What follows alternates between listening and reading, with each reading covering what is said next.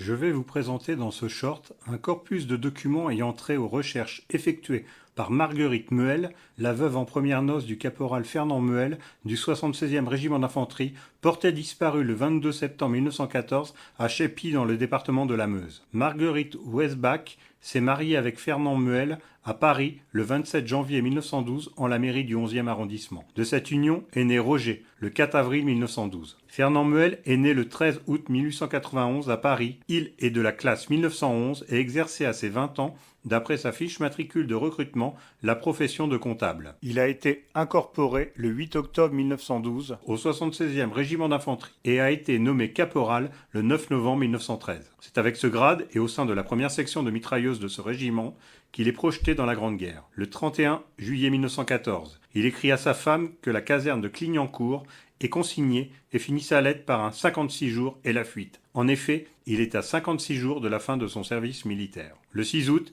il embarque pour rejoindre la frontière. Du 31 juillet au 21 septembre 1914, Fernand a envoyé 18 lettres minutieusement numérotées à sa famille. Nous en conservons 17, dont la dernière datée du 21 septembre. Le 22 septembre, plus rien. Celle qu'il appelle « ma chère petite femme adorée » en préambule de la plupart de ses lettres, n'a pas ménagé sa peine pour obtenir des informations sur la disparition de son mari. Il y a d'abord eu l'angoisse des lettres revenues avec la mention « le destinataire n'a pu être atteint en temps utile ».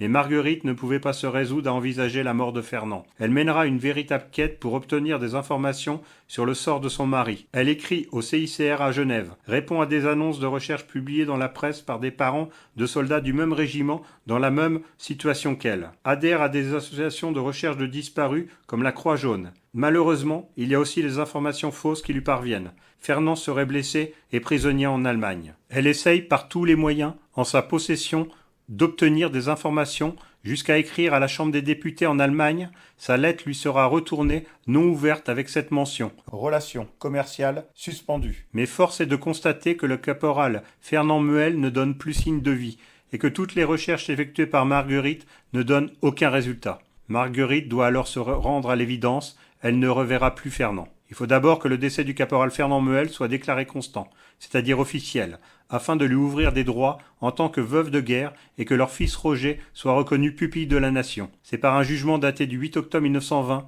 que le tribunal de la Seine déclare constant, à la date du 22 septembre 1914, à Chépy, le décès du caporal Muel. Le caporal Muel est décoré à titre posthume de la Croix de guerre et de la médaille militaire avec cette citation publiée au journal officiel du 22 juin 1924. Caporal aussi dévoué que brave et glorieusement tombé dans l'accomplissement de son devoir le 22 septembre 1914 à Chépy.